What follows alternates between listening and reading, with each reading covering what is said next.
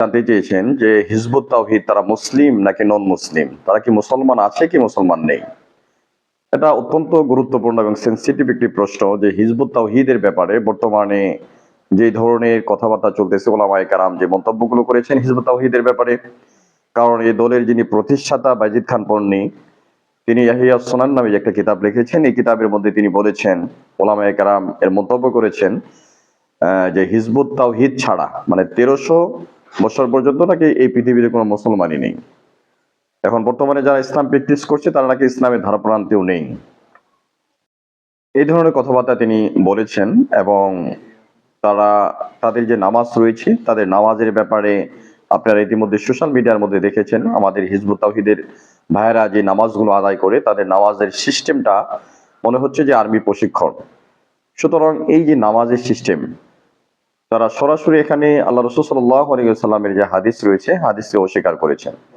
কারণ রাসূল করিম সাল্লাল্লাহু আলাইহি ওয়াসাল্লাম বলেছেন, রাসূল করিম সাল্লাল্লাহু আলাইহি ওয়াসাল্লাম তিনি বলেছেন, সাল্লু কামা রাআইতুমুনি উসাল্লি, যে তোমরা আমাকে যেভাবে নামাজ পড়তে দেখেছো সেভাবে নামাজ আদায় করো। তাদের আরো বেশ কিছু অসঙ্গতি কারণ রয়েছে।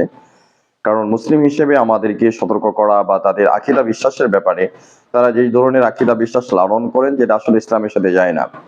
কারণ তাদের যে সমস্ত থিওরি, তাদের দলের প্রতিষ্ঠাতা যে সমস্ত কথাবার্তা বলেছেন বা ওলামায়ে কেরাম স্কলারশিপগণ যে কথাগুলো বলেছেন, যে আসলে তারা ইসলামের ধার প্রান্তেও নেই।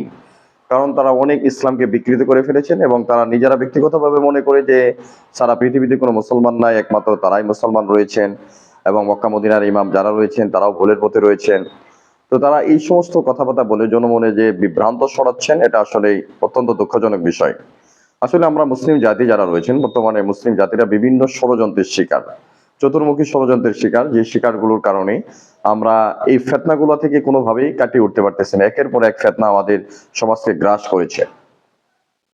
তো হিজবুত তাওহীদের ফেতনা এটা নতুন করে একটা ফেতনা মাথা চাড়াদায় উঠেছে। বর্তমানে এই দলের যিনি দায়িত্ব পালন করছেন সেলিম খান, তিনি নারী পুরুষ সম্মিলিতভাবে যে নামাজের আয়োজন করেছেন বা পর্দার বিষয়গুলোকে তারা যেভাবে কটাক্ষ করে চলেছেন, পর্দা বলতে কোনো কিছু নেই বা ইমামরা ইসলাম বুঝে না, মাদ্রাসা বন্ধ করে দেওয়া দরকার বা বিভিন্ন ধরনের অপব্যাখ্যা করতেছেন ইসলামের নামে। আসলে দেখেন, ইসলাম এটা এমন কোনো বিষয় নয় যে ইসলাম এটা একেবারে ফালতু একটা বিষয় যেটাকে মুখে ফুৎকার দিয়ে উড়িয়ে দিবে।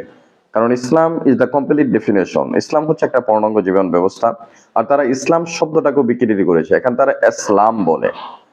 তো এই যে ইসলামের কথাগুলো, মানে আমরা ইসলামের বাণীগুলাকে বা যে কোনো মানুষের বক্তব্যগুলাকে কোরআন হাদিসের সাথে মিলাবো। যদি কোরআন হাদিসের সাথে এগুলা যায় তো সেটাকে আমরা অ্যাকসেপ্ট করবো, আর যদি কোরআন হাদিসের সাথে না যায় সেক্ষেত্রে আমার কথাও যদি কোরআন হাদিসের বিপক্ষে চলে যায় সেটাকে আমরা ডাস্টবিনে ফেলে দেন, কোনো সমস্যা নেই।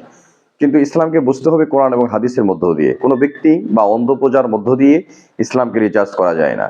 এই জন্য আমরা হিজবুত তাওহীদের দলে যারা অনুসারী যে সমস্ত ভাইয়েরা রয়েছেন, আমরা তাদের কাছে বিনীত অনুরোধ জানাবো, আপনারা বিষয়টাকে গভীরভাবে একটু অ্যানালাইসিস করবেন, একটু পড়ালেখা করবেন। পড়ালেখা করার পরে তাদের যে আকীদা রয়েছে, তাদের যে মৌলিক বইগুলো রয়েছে প্রায় 22টি বইয়ের মতো, এই বইগুলো অধ্যয়ন করবেন। অধ্যয়ন করার পরে যদি আপনাদের কাছে মনে হয় এই দলটা সঠিক, তাহলে আপনারা নিজেরা বিচার করবেন এবং কোরআন হাদিস রিচার্জ করে দেখবেন কোরআন হাদিস কি বলেছে এখানে। এই জন্য যে কোনো জিনিস গ্রহণ করার আগে তাদের মূল থিওরিগুলো জানা আমাদের জন্য অত্যন্ত জরুরি। আল্লাহ তাআলা আমাদেরকে এই কথাগুলোর উপর আমল করার তৌফিক দান করেন, এই আশাবাদ ব্যক্ত করে আলোচনা শেষ করছি। আসসালামু আলাইকুম।